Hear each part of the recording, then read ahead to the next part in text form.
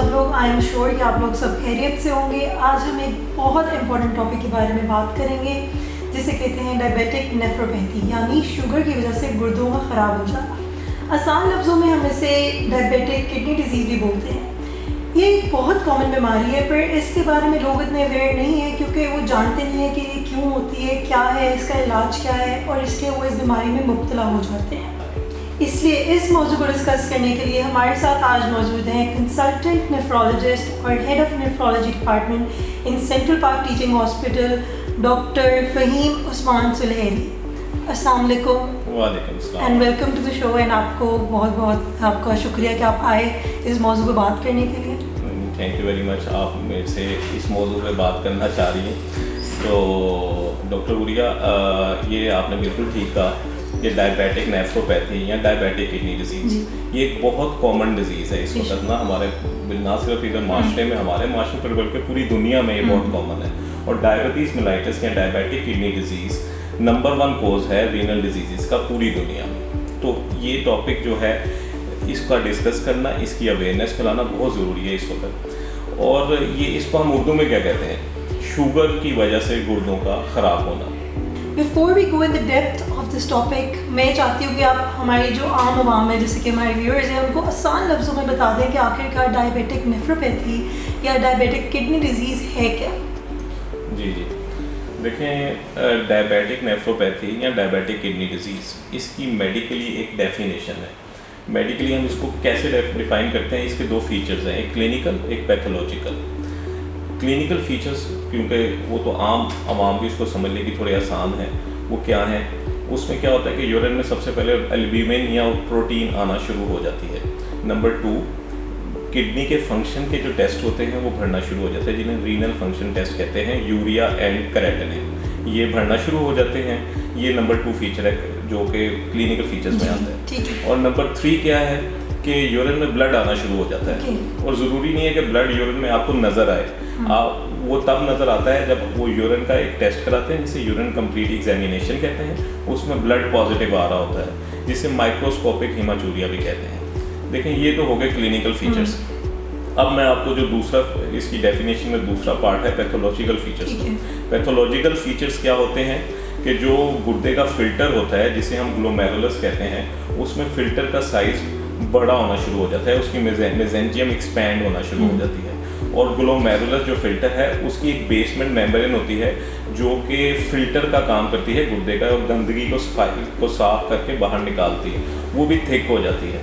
और उसके अलावा क्या होता है कि वहाँ पे नोड्यूल्स बनना शुरू हो जाते हैं, जिसे हम किम्बल स्टेल विल्सन नोड्यूल्स कहते हैं। तो ये 3 क्लिनिकल और 3 पैथोलॉजिकल फीचर्स ऐसे हैं, इनमें से कुछ भी फीचर्स हमें मिल जाए तो लाइकली पेशेंट की जो डिजीज़ है वो डायबिटिक नेफ्रोपैथी या डायबिटिक किडनी डिजीज़ है। तो क्या सर आप हमें बता सकते हैं कि ये 6 चीज़ें ज़रूरी हैं किसी को लेबल करने के लिए कि इसको डायबिटिक नेफ्रोपैथी है? नहीं, ज़रूरी नहीं है कि इस 6 की 6 चीज़ें मौजूद हों, क्योंकि जो किम्बल स्टेल विल्सन नोड्यूल्स हैं वो तो बड़ी एंड स्टेज पे, जो एंड पे जाके नमूदार होते हैं। लेकिन ये है कि इनमें से कुछ भी फीचर्स आ जाएँ तो वो लाइकली फिर वो डायबिटिक नेफ्रोपैथी है। ओके, ठीक। तो इधर से तो बड़ी एक इम्पॉर्टेंट बात रेज होती है, जैसे आपने बताया कि नोड्यूल्स जो हैं वो काफ़ी देर बाद बनते हैं। तो आखिरकार इस डायबिटिक नेफ्रोपैथी का कोर्स क्या है और ये कितनी देर में गुर्दों को मुतासिर करती है? जी, देखें, ये आपने बहुत अच्छा क्वेश्चन किया है। डायबिटिक नेफ्रोपैथी कितनी देर में गुर्दों को अफेक्ट करती है, उसका कोर्स क्या है और कैसे करती है। देखें, इसकी समझने के लिए ना मैं आपको पहले ये बताता चलूँ कि डायबिटीज़ मेलाइटिस की 2 टाइप्स हैं, टाइप 1 डायबिटीज़ मेलाइटिस और टाइप 2 डायबिटीज़ मेलाइटिस। जो टाइप 1 डायबिटीज़ मेलाइटिस है, जब वो नेफ्रोपैथी करती है ना, तो उसका एक टिपिकल कोर्स है, उसके एक टिपिकल कोर्स के साथ वो नेफ्रोपैथी करती है एक टाइम पीरियड में। और जो टाइप 2 है उसका थोड़ा एटिपिकल कोर्स है और उसका कोर्स थोड़ा डिफरेंट है। लेकिन हम डायबिटिक नेफ्रोपैथी को समझने के लिए हमें टाइप 1 का कोर्स डिस्कस करना पड़ेगा। उसमें क्या होता है कि जब किसी पेशेंट को टाइप 1 डायबिटीज़ मेलाइटिस पहली दफ़ा डायग्नोज होती है, तो उसके तकरीबन विदिन 1 to 2 ईयर्स वो जो गुर्दे का फिल्टर ग्लोमेरुलस होता है उसमें प्रेशर ब्लड का ज़्यादा करना शुरू हो जाती है, जिसे हम हाइपर फिल्ट्रेशन कहते हैं। अच्छा, I am really sorry to cut you off. क्या इसलिए शुगर के मरीज़ कहते हैं कि हमें यूरिन नहीं आता रहता है और यूरिन ज़्यादा करने की जब कंप्लेन करते हैं, is it because of this? जी, उसकी एक वजह ये भी है, जब हाइपरफिल्ट्रेशन भी जो है वो पेशेंट्स में यूरिन की फ्रीक्वेंसी को बढ़ा देती है। इसके अलावा और भी वजह हैं, जैसे ग्लूकोज एक हाइपोस्मोलर एजेंट है, तो उसकी वजह से फ्रीक्वेंसी, तो ये भी वजह इसकी है कि उनको यूरिन ज़्यादा आना शुरू हो जाता है। लेकिन ये जो 1 से 2 साल में हाइपरफिल्ट्रेशन होती है, इसको हम क्लिनिकली नहीं देख सकते या किसी टेस्ट पे नहीं देख सकते। लेकिन जो सबसे पहली चीज़ हमें गुर्दे के ख़राब होने की या डायबिटिक किडनी डिजीज़ या नेफ्रोपैथी की हमें पता लगती है, वो ये है कि यूरिन में एल्ब्यूमिन या प्रोटीन आना शुरू हो जाती है, जो कि तकरीबन ऑन एवरेज 15 साल बाद आके नमूदार होती है। यानी जब डायबिटीज़ मेलाइटस टाइप 1 डायग्नोज हुई, उसके तकरीबन 15 साल बाद यूरिन में एल्ब्यूमिन आना शुरू होती है या प्रोटीन आना शुरू होती है। जब 15 साल बाद एल्ब्यूमिन या प्रोटीन आना शुरू हो जाती है, तो तकरीबन 1 to 2 ईयर्स में वो क्रेटिनिन को बढ़ाना शुरू कर देती है, जिससे रीनल फंक्शन टेस्ट जो होता है, तो उससे फिर गुर्दे ख़राब होना शुरू हो जाते हैं। फिर क्या होता है कि तकरीबन 20 to 30 ईयर्स में डायबिटीज़ मेलाइटस टाइप 1 गुर्दों को कम्प्लीटली फेल कर देती है और पेशेंट फिर एंड स्टेज रीनल डिजीज़ में चले जाता है। फिर उसको या तो डायलिसिस कराने पड़ते हैं या फिर गुर्दा नया या रीनल ट्रांसप्लांट कराना पड़ता है। लेकिन अब मैं आपको एक और बात बताऊं। आपने तो हम सबको टेंशन में डाल दिया और घबरा दिया। जी, आप लोग बहुत टेंशन में आ गए होंगे क्योंकि ये इतनी ड्रोनी बातें हैं और व्यूअर्स भी डर गए होंगे। बेशक। तो मैं इसके लिए आप लोगों को एक अच्छी बात भी बता देता हूँ कि हर मरीज़ जो है ना डायबिटीज़ का, वो किडनी फेलियर में नहीं जाता, किडनी डिजीज़ में नहीं जाता। चलो, ये तो एक बड़ी अच्छी आपने बात हमें बताई है, दैट्स रिलीफ। जी, डायबिटिक नेफ्रोपैथी हर पेशेंट्स में नहीं होती, सिर्फ 30% में डायबिटिक नेफ्रोपैथी होती है, बाकी 70% में नहीं होती।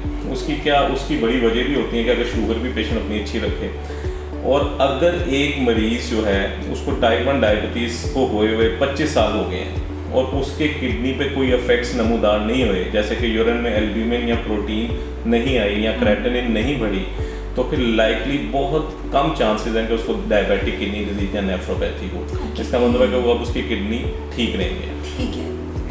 अच्छा सर, हम बार बार यूरिन में प्रोटीन की बात तो कर रहे हैं, तो क्या अगर यूरिन में प्रोटीन आ जाए तो वो नॉर्मल भी हो सकता है या वो हमेशा नॉर्मल ही होगा, और क्या इसकी कोई मिकदार भी है? जी, देखें, ये भी बड़ा अच्छा क्वेश्चन है। तो यूरिन में जब प्रोटीन आती है डायबिटीज़ की वजह से या किसी भी वजह से, तो प्रोटीन एक जनरल टर्म है, ठीक है।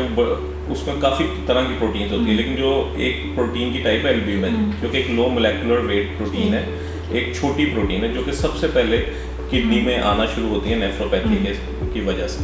अब हम उसकी स्क्रीनिंग करते हैं। सबसे पहले हमने एल्ब्यूमिन की स्क्रीनिंग करनी है, और जो एल्ब्यूमिन की वैल्यू है ना, वो 30 मिलीग्राम पर डे से अगर कम होगी तो वो बिल्कुल नॉर्मल है। फर्स्ट करें 20 मिलीग्राम आ गया या जितनी, तो वो नॉर्मल है, उसमें घबराने की ज़रूरत नहीं है, ठीक है। लेकिन अगर वो 30 से 300 मिलीग्राम पर डे पे इंक्रीज हो जाए, तो उसको फिर हम, वो पहली स्टेज है जिसको हम माइक्रो एल्ब्यूमिनूरिया या मॉडरेटरी इंक्रीज एल्ब्यूमिनूरिया कहते हैं। ये एक फर्स्ट स्टेज है। और उसके बाद अगर वो 300 मिलीग्राम पर डे से ज़्यादा हो जाए, तो उसको हम मैक्रो एल्ब्यूमिनूरिया या सीवियरली इंक्रीज एल्ब्यूमिनूरिया कहते हैं, या फिर ओवर्ट नेफ्रोपैथी कहते हैं। उस स्टेज पे किडनी जो है वो मोर प्रोन टू डैमेज होती है। उस स्टेज पे फिर क्रेटिनिन बढ़ना शुरू हो जाती है। अच्छा, थोड़ा सा मैं अपने व्यूअर्स को भी एक्सप्लेन कर दूँ, this might be confusing for them. आसान लफ्ज़ों में उनका ये कहना है कि अगर 30 माइक्रो मिलीग्राम से आपके प्रोटीन कम होती है यूरिन में, तो दिस मीन्स कि आपकी किडनीज नॉर्मल है। 30 to 300 में अभी वो थोड़ी बहुत मुतासर हुई हैं फर्स्ट स्टेज पे, इनिशियल स्टेजेस पे, और अगर 300 से ऊपर है तो उसने काफ़ी ज़्यादा किडनीज को ख़राब कर दिया और वो एंड स्टेज रीनल डिजीज़ की तरफ जा रहा है। अच्छा कि सर, जैसे आपने बताया अभी शुरू में कि टाइप 1 डायबिटीज़ मेलाइटिस में ये कोर्स है और टाइप 2 डायबिटीज़ मेलाइटिस का आपने कहा था थोड़ा मुख्तलिफ होता, तो इन दोनों के कोर्स में आखिर का क्या फ़र्क है? जी, ये भी अच्छा क्वेश्चन है। लेकिन इन दोनों में फ़र्क है। जो टाइप 1 है, मैंने जैसे बताया कि वो नेफ्रोपैथी जब करती है, उसका जो पहला साइन आता है वो प्रोटीन आती है यूरिन में, वो तकरीबन ऑन एवरेज 15 साल बाद आती है। लेकिन टाइप 2 डायबिटीज़ मेलाइटिस में ऐसा नहीं होता।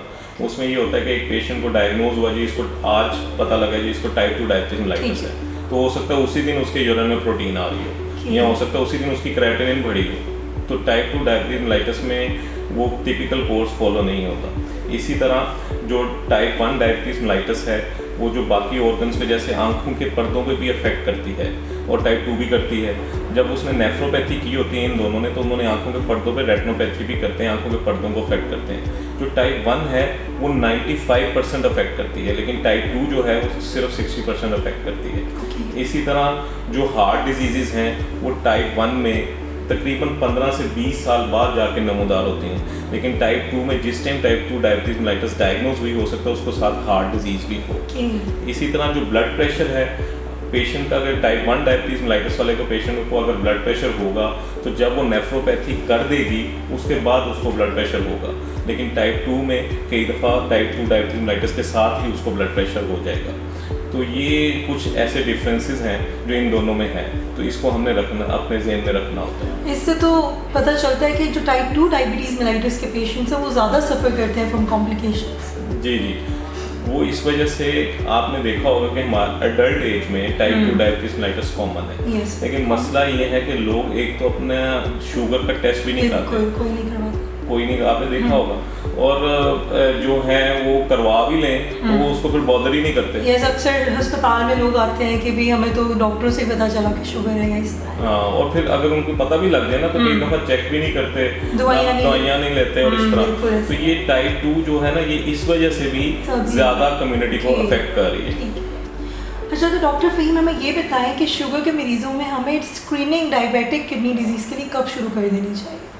जी, ये बड़ा इंपॉर्टेंट क्वेश्चन है और ये अवेयरनेस के लिए बहुत ज़रूरी है। Very important. जी जी, क्योंकि पेशेंट्स अक्सर अपनी स्क्रीनिंग नहीं कराते, डायबिटीज़ पता नहीं कितने सालों से है उनको पता ही कुछ नहीं है। देखें, जो टाइप 1 डायबिटीज़ मेलाइटस है उसमें जिस टाइम टाइप 1 डायबिटीज़ डायग्नोज हुई है उसके 5 साल बाद उनको स्क्रीनिंग कराना शुरू कर देनी चाहिए। और जो टाइप 2 डायबिटीज़ मेलाइटस है वो जिस टाइम डायग्नोज हुई है उसकी उसी वक्त स्क्रीनिंग स्टार्ट शुरू करवा देनी चाहिए। अब हम स्क्रीनिंग में क्या कराते हैं, उसमें हमने एवरी 6 मंथली पेशेंट को अपना यूरिन कंप्लीट एग्जामिनेशन का test, number 2 renal function test जो कि किडनी के फंक्शंस का टेस्ट, यूरिया क्रेटिनिन, और इसके अलावा यूरिन में एल्ब्यूमिन टू क्रेटिनिन रेशो यानी यूरिन में एल्ब्यूमिन की क्वांटिफिकेशन वो करवानी चाहिए। और एवरी 6 मंथली जब कहीं पता लगे कि इनको ये बीमारी का मसला हो रहा है तो फौरी फिर वो अपने डॉक्टर के साथ मशवरा कर लें। ठीक, तो क्या सर जिन शुगर के मरीजों में उनके गुर्दे ख़राब हो रहे हैं उनकी रीनल बायोप्सी की ज़रूरत पड़ती है? जी जी, अच्छा, ये भी आप तो ऐसे क्वेश्चंस पूछें जो नेफ्रोलॉजिस्ट भी मुझसे सवाल पूछ रहे हैं। आपने इतने अच्छी इन्फॉर्मेशन दी है कि क्वेश्चंस खुद ब खुद मेरे पास आ रहे हैं। जी जी, नहीं, बहुत अच्छे क्वेश्चंस हैं। देखें, जो रीनल बायोप्सी होती है वो हम क्यों करते हैं? जब पेशेंट की किडनी ख़राब होना शुरू हो किसी भी तरह तो हम उसको रीनल बायोप्सी करते हैं ताकि हमें पता लग जाए कि इनकी किडनी किस वजह से ख़राब हो रहे हैं, कौन सी बीमारी से ख़राब है। अब जो डायबिटीज़ मेलाइटस है इसमें किडनी बायोप्सी हमेशा हमें नहीं चाहिए होती, हम हमेशा नहीं करते क्योंकि ये एक सिस्टेमिक डिजीज़ है, ये बाकी जगहों पे भी इफेक्ट होती है तो हमें कई जगहों से इसके क्लूज मिल जाते हैं। लेकिन डायबिटीज़ मेलाइटस में हम जब बायोप्सी की क्या इंडिकेशन है, हम किस टाइम पे बायोप्सी का प्लान करेंगे वो मैं आपको बता देता हूँ। उसमें सबसे पहले ये चीज़ है कि जैसे टाइप 1 डायबिटीज़ का मैंने आपको बताया कि वो 15 साल बाद जाके यूरिन में एल्ब्यूमिन आती है, लेकिन अगर उसमें टाइप 1 डायबिटीज़ में 5 साल से पहले एल्ब्यूमिन आने लग जाए यूरिन में तो हम बायोप्सी करेंगे, हो सकता है उसमें उसके साथ कोई और भी बीमारी किडनी की हो। नंबर 2 रीनल फंक्शन टेस्ट जो यूरिया क्रेटिनिन का टेस्ट होता है वो अगर एकदम बढ़ जाए, एक पेशेंट की क्रेटिनिन 1.5 थी और एकदम बढ़ के 4 होगी या नॉर्मल थी तो एकदम बढ़ के 3 होगी तो वो भी एक इंडिकेशन है रीनल बायोप्सी की। तीसरी चीज़ ये है कि जो डायबिटीज़ है वो बाकी हमारे अज़ा पे ऑर्गन्स पे भी इफेक्ट करती है, जैसे आंखों में मैंने कहा पर्दों पे इफेक्ट करती है, रेटिनोपैथी करती है, न्यूरोलॉजिकल इश्यूज़ करती है, न्यूरोलॉजिकल डेफिसिट करती है, इसी तरह हार्ट डिजीज़ करती है, या ये फालेज या लकवा वगैरह भी कर सकती है, और भी कुछ बड़ा कुछ मैदे को भी इफेक्ट करती है। अगर हमें डायबिटीज़ के साइन या सिम्टम्स किसी और ऑर्गन पे मिल रहे हैं तो और फिर साथ ही उसके किडनी डिजीज़ भी हो रही है तो लाइकली ये जो किडनी डिजीज़ है वो डायबिटीज़ की वजह से है, तो फिर हम बायोप्सी नहीं करेंगे। लेकिन अगर बाकी जगहों पे इसके इफेक्ट्स अभी नहीं आए और किडनी डिजीज़ स्टार्ट हो गई है तब भी हम रीनल बायोप्सी करेंगे ताकि हमें पता लग जाए कि कोई और बीमारी तो नहीं है साथ। इसी तरह लास्ट एक चीज़ ये रहेगी कि यूरिन में एक्टिव सेडिमेंट आता है। एक्टिव सेडिमेंट क्या होता है? यूरिन में ब्लड आता है या फिर कास्ट आते हैं या आरबीसीज आते हैं या पस सेल्स आते हैं, इसे एक्टिव सेडिमेंट कहते हैं। अच्छा, यहाँ पे क्वेश्चन रेज होता है कि अब ये कैसे पता चलेगा कि यूरिन के अंदर ये सेडिमेंट्स आ रहे हैं? जी जी जी, इसके लिए वही टेस्ट जो स्क्रीनिंग में भी मैंने बताया ना, यूरिन कंप्लीट एग्जामिनेशन का टेस्ट, उसमें हमें ये सारी चीज़ें मिल मतलब ये सब हमें डिटेल्स दे देगा कि इसके अंदर सेडिमेंट्स आ रहे हैं, और जब हमें एक्टिव सेडिमेंट मिला तब भी फिर हम रीनल बायोप्सी डायबिटीज़ पेशेंट में करेंगे। ठीक है। इतनी ड्रोनी बातें तो हमने कर ली हैं, एंड आई एम श्योर मेरे व्यूअर्स के दिमाग में भी वही क्वेश्चन है जो इस वक्त मेरे दिमाग में है। आप ये तो बताएं कि इसका आखिरकार इलाज क्या है? जी ये तो सबसे इम्पोर्टेंट चीज़ है, वेरी इंपॉर्टेंट। जी तो इसमें ये है कि हम अब ये ना बड़ी लोग बहुत क्वेश्चन पूछते हैं हमारे पास आके। कुछ लोग आएंगे जी हमें तो डायबिटीज़ मेलाइटस थी, शुगर थी, अब हमारी ना क्रेटिनिन बढ़ के हमारे गुर्दे ख़राब होना शुरू हो गए, तो ये हमें किसी ने कहा जी शुगर की वजह से ख़राब हो रहा है, तो अब इस पर हमें कोई मेडिसिन दें कि ये क्रेटिनिन नीचे आ जाए। तो फिर हम उनको बताते हैं कि फिर हम उनको समझाते हैं कि इसका इलाज क्या है। देखें ऐसी कोई गोली नहीं है जो क्रेटिनिन को नीचे ले या स्टेबल कर दे। उसको स्टेबल करने के लिए गोलियां हैं, वो कौन सी गोलियां हैं? वो शुगर और ब्लड प्रेशर की गोलियां हैं। देखें अगर हम पेशेंट को ये कहते हैं कि आप अपनी शुगर को कंट्रोल रखें और अगर उसको साथ ब्लड प्रेशर है तो उसको कंट्रोल रखें, अगर वो ये दो चीज़ें कंट्रोल रखें तो वही इस चीज़ का इलाज है और वो क्रेटिनिन को स्टेबलाइज कर देता है। नहीं तो अगर ब्लड प्रेशर और शुगर ज़्यादा रहेंगे तो ये क्रेटिनिन एकदम बढ़ती जाएगी आहिस्ता आहिस्ता और फिर ये गुर्दे ख़राब कर देगी। तो अब शुगर के लिए हम कुछ मेडिकेशंस हैं, इंसुलिन है, ये देते हैं। ब्लड प्रेशर के लिए भी काफ़ी ड्रग्स हैं, लेकिन ब्लड प्रेशर के जो आइडियल ड्रग है ना वो ACE और ARBs है, ACE इनहिबिटर्स और ARB। वो आपने कुछ कॉमन मेडिसिन जैसे जेस्ट्रेल, इजीडे, इस तरह की मेडिकेशंस जो आती हैं वो ACE ARBs हैं। वो शुगर जो है वो ब्लड प्रेशर को बड़ा अच्छा कंट्रोल कर लेते हैं। इसके अलावा वो यूरिन में जो प्रोटीन आती है उसको भी कम करते हैं और वो हार्ट के लिए भी बहुत अच्छे ड्रग्स हैं। तो हम वो मेनली उस ड्रग से ब्लड प्रेशर को कंट्रोल करने के लिए उससे स्टार्ट करते हैं। इसके अलावा हम क्या कर सकते हैं कि हम सॉल्ट एंड प्रोटीन रिस्ट्रिक्शन करवाते हैं कि सॉल्ट वो कम लेगा तो उसके गुर्दों पे लोड कम पड़ेगा, प्रोटीन कम लेगा, लोड कम पड़ेगा और इससे उसकी प्रोटीन जो यूरिन में आएगी वो भी कम होगी। और लास्ट बट नॉट लीस्ट हम उनको विटामिन D दे सकते हैं जो कि प्रोटीन को वो भी कम करता है। तो ये कुछ ऐसी चीज़ें हैं जिससे हम इस डिज़ीज़ को एक जगह रोक सकते हैं। और एक चीज़ और कि कुछ नेफ्रोटॉक्सिक ड्रग्स होते हैं वो हम पेशेंट को फिर सख्ती से मना कर देते हैं, जैसे कुछ पेन किलर्स हैं या इसी तरह कुछ और भी, जैसे इवन ये जो मैदे के कैप्सूल हैं ये भी लॉन्ग टर्म नहीं लेने चाहिए कि किडनी को अफेक्ट करते हैं। तो फिर हम कुछ ड्रग्स हैं जो उनको मना कर देते हैं। उसमें कुछ शुगर की भी दवाइयाँ होती हैं कि ये आपने नहीं लेनी ताकि आपके गुर्दों पे अफेक्ट ना हो और ये जल्दी ख़राब ना हो। Okay, so this is a big relief and good news I guess कि just through some mere lifestyle modification आप इस diabetic nephropathy को control कर सकते हैं। जी बिल्कुल। और मैंने कई लोग देखे हैं जिनकी क्रेटिनिन इवन 2 पे भी आ जाती है और अगर वो लाइफस्टाइल मेजर्स और इसी तरह मेडिकेशंस का और डायबिटीज़ और हाइपरटेंशन का कंट्रोल रखते हैं तो काफ़ी देर तक उनकी क्रेटिनिन यहाँ पे काफ़ी सालों तक रुकी रहती है। अच्छा, वरना हमारी वहाँ ऐसे सोचते हैं कि बस दवाइयों से ही हमने सही होना, पर just through some modification in their lifestyle आप लोग इसको इतनी बड़ी बीमारियों को कंट्रोल कर सकते हैं। बिल्कुल। अच्छा, तो सर जैसे हम देखते हैं कि कुछ बीमारियाँ होती हैं, लाइक दिल की बीमारी होती है, ब्लड प्रेशर होता है, वो फैमिलीज़ में रन करता है, तो क्या डायबिटिक नेफ्रोपैथी फैमिलीज़ में रन करती है? जी जैसे आपने खुद ही कहा कि बहुत सी डिजीज फैमिली में रन करती हैं और इवन डायबिटीज़ मेलाइटस भी। तो जो डायबिटिक किडनी डिजीज या डायबिटिक नेफ्रोपैथी है ये भी फैमिली में रन करती है। इस पर काफ़ी स्टडीज़ हैं। एक स्टडी के मुताबिक अगर किसी के फर्स्ट डिग्री रिलेटिव को डायबिटिक किडनी डिजीज या प्रोटीनूरिया है तो उसको भी चांस बढ़ जाते हैं। इसी तरह एक और स्टडी है जिसमें अगर एक पेशेंट के अगर दोनों पेरेंट्स में किसी को डायबिटिक किडनी डिजीज या प्रोटीनूरिया नहीं था तो उसका सिर्फ 13% चांस है कि उसको ये बीमारी हो। लेकिन अगर उसके किसी एक पेरेंट को भी डायबिटिक किडनी डिजीज या प्रोटीनूरिया है तो ये चांस 13 या 14% से बढ़ के 23% तक चले जाते हैं। और अगर उसके दोनों पेरेंट्स को अगर ये मसला हो तो ये चांस 46% तक इंक्रीज हो जाता है। लेकिन इस पर अभी ऑनगोइंग स्टडीज़ जारी हैं, मज़ीद रिसर्चेज आना बाकी हैं। अच्छा, तो मज़ीद रिसर्च से पता चलेगा कि और कितना इफेक्ट करता है। हाँ, मज़ीद रिसर्चेज में मज़ीद हमारे पास आ जाएगा कि ये फैमिली में कितना इसकी इंसिडेंस है और इवन ये भी पता लग सकता है कि कोई जेनेटिक रिलेशन भी है इसके साथ। म्यूटेशन वगैरह से। जी ठीक है।